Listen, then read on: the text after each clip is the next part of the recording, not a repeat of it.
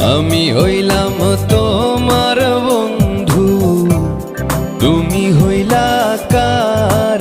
আয় রে তুমি হইলা কার?